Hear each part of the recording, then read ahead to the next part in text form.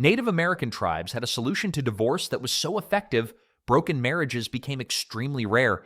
Yet this approach challenges everything we believe about commitment. Love might seem like a modern invention, but Native American tribes had their own fascinating ways of bringing hearts together long before dating apps existed. Marriage wasn't just about two people falling head over heels. It was serious business that could strengthen entire communities and forge powerful alliances between families. Most tribes followed one golden rule: don't marry within your own clan or family group. Makes sense, right?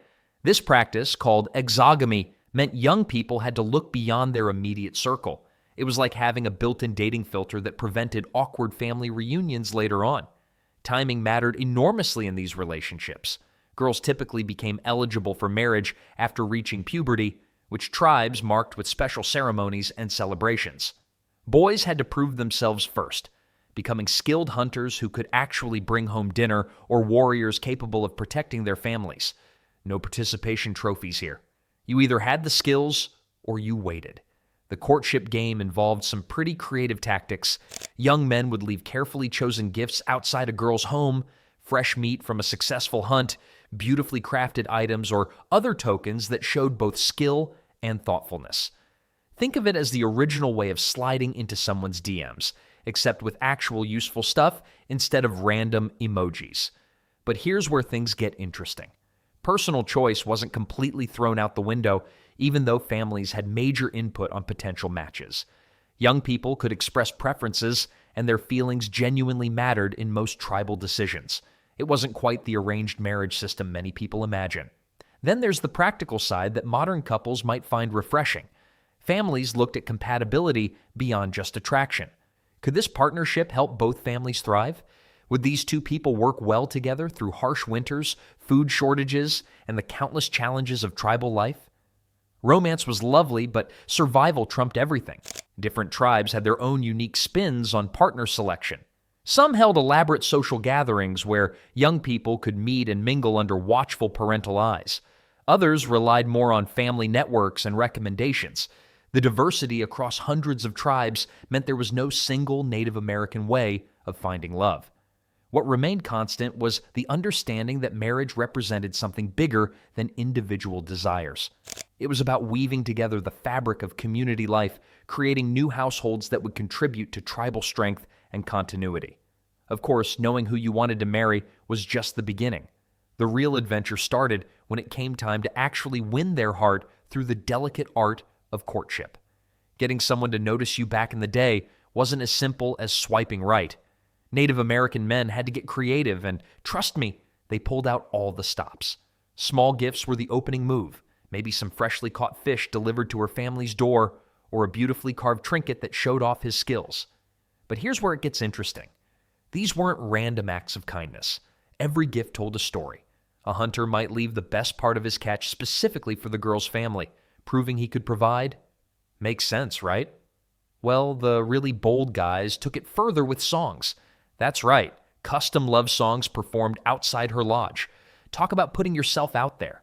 Some of these musical declarations happened in broad daylight, while others preferred the mysterious midnight serenade approach. Then there's the secret messaging system that would make modern texting look boring. Carved tokens, beaded patterns, even specific flower arrangements could communicate feelings without saying a word. The clever part? Only the intended recipient would understand the code. Other suitors might be completely clueless about the hidden conversation happening right under their noses. But the real game changer was the courtship dance. Picture this: entire tribes gathering for social events where young people could mingle, show off their moves, and size each other up. These weren't just random parties. They were carefully orchestrated opportunities. Parents watched from the sidelines, taking mental notes about who their kids were eyeing. And speaking of parents, here's what made Native American courtship different from many other cultures: the balance between family approval and personal choice. Sure, mom and dad's opinion carried weight, but the couple's actual feelings mattered too. The weird part is how well this system worked. Families would discuss potential matches, but forced marriages were rare. The real wisdom came from the elders, who served as relationship counselors before that was even a thing. They'd share stories about successful marriages, drop hints about compatibility, and sometimes directly intervene when they spotted trouble brewing. These weren't busybodies, they were experienced guides who understood that strong marriages meant strong tribes. What's fascinating is how men often proved their worthiness by helping the woman's entire family, not just impressing her. Chopping wood, helping with harvests, or assisting in hunts showed long-term commitment and practical value. Of course, all this careful courtship was building towards something much bigger than just two people getting together. The real celebration was yet to come, and when these tribes threw a wedding party, the entire community got involved in ways that would make modern wedding planners jealous. When two hearts finally decided they belonged together, the real fun began. Native American marriage ceremonies weren't quick courthouse affairs. They were community-wide celebrations that could last for days. Every tribe had their own special way of making it official, but they all shared one thing. Nobody got married alone. Some ceremonies were surprisingly simple. Among certain Plains tribes, a couple might just hold hands in front of their families and boom, married. Others had elaborate rituals involving sacred objects passed down through generations. The Hopi had a beautiful tradition where the bride's family would weave special wedding blankets that took months to complete. Talk about planning ahead. Food was absolutely everywhere during these celebrations. We're talking massive feasts that would make modern wedding caterers jealous. Families competed to bring the best dishes, and everyone in the village contributed something. Corn played a starring role in many ceremonies, sometimes ground into special cakes, other times offered to the spirits for blessings. The Cherokee had a tradition where the couple would share hominy together, symbolizing their commitment to never let each other go hungry. Dancing and singing filled the air for hours. Musicians brought drums, flutes, and rattles, creating rhythms that seemed to pulse with the heartbeat of the community. Young people showed off their moves while elders shared ancient songs that told stories of successful marriages from generations past. These weren't just party tunes, they were prayers set to music. Gift-giving reached epic proportions during wedding celebrations. Families exchanged blankets, jewelry, horses, and tools. The bride's family might give the groom's family beautiful pottery or expertly woven baskets. In return, they'd receive weapons, furs, or other valuable items. It wasn't about the monetary value. These gifts represented the joining of two family networks. Sacred elements added spiritual power to the ceremonies. Fire ceremonies were popular among many tribes, with couples walking around blessed flames or jumping over small fires together. Water rituals symbolized purification and new beginnings. Some tribes used corn pollen or tobacco smoke to carry prayers to the spirit world. The Navajo had intricate sand painting ceremonies that could take hours to complete perfectly. Then there's the community aspect that modern weddings often miss. Everyone had a role, from the smallest children to the oldest grandparents. People didn't just attend, they participated actively in making the marriage successful. Elders offered advice, relatives pledged support, and friends promised help during tough times. These weren't just one-day events either. Many celebrations continued for several days with different activities planned for each day. But what happened after all the dancing and feasting ended? That's when the real adventure of building a life together truly began. After the celebration ended and the drums went quiet, real life kicked in fast. Young couples faced a pretty big question right away. Where exactly were they going to live? Most newlyweds didn't just pack up and move to some random spot.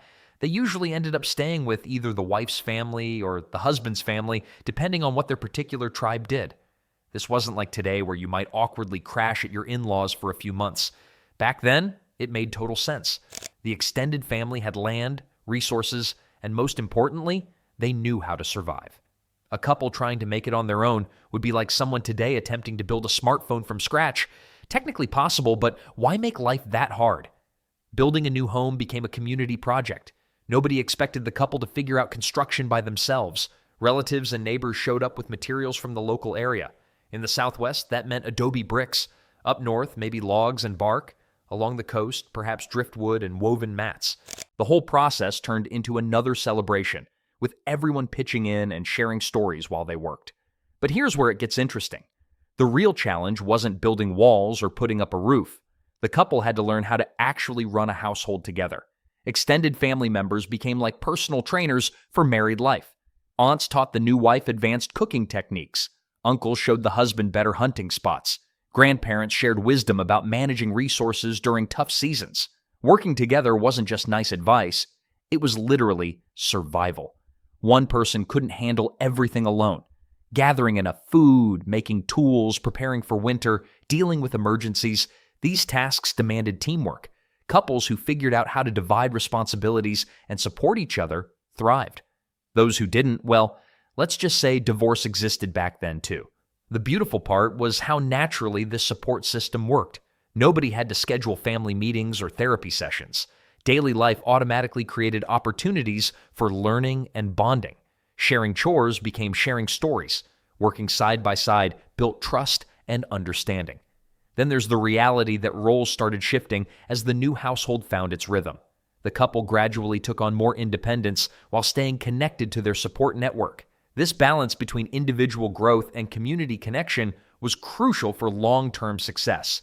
And speaking of roles, each person in these new households had pretty specific expectations about who handled what responsibilities. When it came to keeping a Native American household running, everyone had their job cut out for them. The idea that one person could handle everything, not happening. Survival depended on a well-oiled machine where each partner brought something essential to the table. Women typically took charge of agriculture, which was no small feat. They planted corn, beans, and squash, the famous three sisters that grew together and fed entire communities. But wait, there's more. They also prepared all the meals, crafted pottery, wove baskets, made clothing from animal hides, and kept the children in line. Oh, and they built the houses too in many tribes. Talk about multitasking masters. Men focused on hunting and warfare, spending weeks tracking buffalo, deer, or elk across vast territories. They crafted weapons, led raids when necessary, and served on tribal councils making important decisions. Trading with other tribes fell under their responsibility as well. When conflicts arose, guess who stepped up to defend the village? Here's where it gets interesting, though. These roles weren't set in stone like some people think. Both men and women had voices in major family decisions. Women often chose the chiefs in matrilineal societies and could even demand divorces if their husbands weren't pulling their weight. The wealthy and powerful chiefs sometimes married multiple women, but don't picture some fantasy harem situation. Each wife brought political alliances, and managing several households meant serious responsibilities. Most regular folks stuck with one spouse because, frankly, who has time for more drama? Then there were the individuals who didn't fit typical gender expectations. Many tribes respected people who took on roles traditionally assigned to the opposite gender or combined both. These individuals often became powerful spiritual leaders, skilled artisans, or important matchmakers. Far from being outcasts, they held honored positions in society. Daily life meant constant cooperation. While the husband hunted, the wife processed the meat, tanned hides, and preserved food for winter. Children learned by watching, boys shadowing their fathers on hunting trips, girls mastering the intricate skills of food preparation and textile work. But here's what made it work: mutual respect. Sure, the tasks were divided, but both partners understood their survival depended on the other doing their job well. A hunter was useless without someone to preserve his kill. A skilled farmer needed protection while tending crops. This division of labor created something beautiful: interdependence that strengthened marriages rather than creating competition. Each person's contribution mattered deeply, and that recognition formed the backbone of lasting partnerships. Yet behind all these practical arrangements lay something even more profound. Marriage wasn't just about two people saying "I do" and calling it a day. Native American tribes understood something we've mostly forgotten: that love needs spiritual backup to survive the tough times ahead. Most tribes treated marriage like a sacred contract that went way beyond the couple involved. The spirits had to approve this union, or things could go sideways fast. Shamans and tribal elders didn't just show up to eat free food at the ceremony. They were there to make sure the invisible world was on board with this whole arrangement. The spiritual elements used in these ceremonies would make modern wedding planners jealous. Fire represented the warmth and light the couple would bring to each other's lives. Water symbolized the flowing nature of their bond, sometimes calm, sometimes rushing, but always moving forward together. Corn showed up everywhere because it meant fertility and abundance. Makes sense, right? You want your marriage to grow and produce good things, but here's where it gets interesting. The couple didn't just receive blessings, they became part of something bigger. Songs weren't just pretty background music. These were specific prayers calling on spirit helpers to guide the marriage through whatever storms might come. Every note had meaning, every word carried weight. The whole community got involved in the spiritual side because they understood a simple truth. When one marriage thrived, the entire tribe benefited. When it fell apart, everyone felt the ripple effects. So they'd gather around the couple, adding their voices to the prayers and dances that would strengthen this new bond. Then there's the connection to nature itself. Many ceremonies took place outdoors, with the earth as witness to the promises being made. The land wasn't just scenery, it was a living participant in the blessing process. Mountains, rivers, and trees all played supporting roles in welcoming this new family unit into existence. Some tribes believed that certain animals would watch over married couples, offering guidance and protection. The eagle might bless them with vision to see through problems. The bear could provide strength during difficult seasons. Even the humble turtle offered lessons about patience and persistence. Well, the spiritual foundation was just the beginning. Once the ceremonies ended and the last prayer was spoken, the real adventure started. Because all those blessings and spiritual preparations were about to be put to the ultimate test, raising the next generation and keeping the family traditions alive for years to come. When Native American couples welcomed children into their lives, they weren't just gaining a son or daughter. They were receiving what many tribes considered sacred gifts from the spirit world. But here's what made their approach totally different from what we might expect today. Raising these little ones wasn't just mom and dad's job. The moment a baby arrived, an entire network of relatives stepped up to help. Aunts became second mothers. Uncles turned into additional fathers. Grandparents? Well, they were like walking libraries of wisdom and stories. This wasn't because the parents couldn't handle things alone. It was because the whole community understood something we're only rediscovering now. It really does take a village. Children learn by watching, not by sitting in classrooms or getting lectures about life. A 5-year-old girl might follow her mother to the cornfields, learning which plants were ready for harvest just by observing. Boys tagged along during hunting trips, picking up tracking skills and patience without anyone formally teaching them. Makes sense, right? Learning happened naturally through daily life. Then there's the responsibility factor that might surprise modern parents. Native American children weren't treated like helpless beings who needed protection from everything. Young kids had real jobs that mattered to family survival. 7-year-olds might be trusted to watch younger siblings. 10-year-olds could be responsible for tending fires or helping with food preparation. These weren't chores. They were vital contributions that taught self-reliance and teamwork. But the weird part is how marriage education happened. Nobody sat teenagers down for awkward conversations about relationships. Instead, young people absorbed lessons about partnership by watching their parents and relatives interact daily. They saw how couples shared work, resolved disagreements, and supported each other through tough times. This hands-on observation taught them what successful marriages actually looked like in practice. Storytelling played a huge role too. Elders would share tales about legendary couples, brave warriors, and wise women during evening gatherings. These stories weren't just entertainment, they were instruction manuals for life, wrapped in engaging narratives that stuck in young minds far better than direct advice ever could. Language learning happened the same way.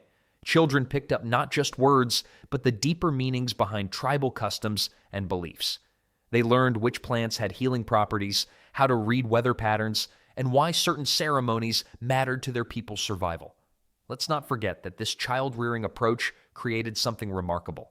Young adults who were genuinely prepared for marriage and family life. They'd watched successful relationships up close for years and understood that marriage meant joining not just another person, but an entire extended family network. Speaking of community support, that network became even more important when couples needed help navigating the challenges that every marriage faces. Marriage wasn't just about two people falling in love and riding off into the sunset. Among Native American tribes, getting hitched meant the entire community had skin in the game. Everyone pitched in and everyone benefited. When a couple decided to build their first home together, they didn't call up a construction crew or take out a massive loan. The whole village showed up with materials, tools, and strong backs. Men would gather logs or adobe materials while women prepared food for the workers. Kids ran around collecting smaller items like grass for thatching or stones for foundations. It was like the world's first barn raising, except way more fun and with better food.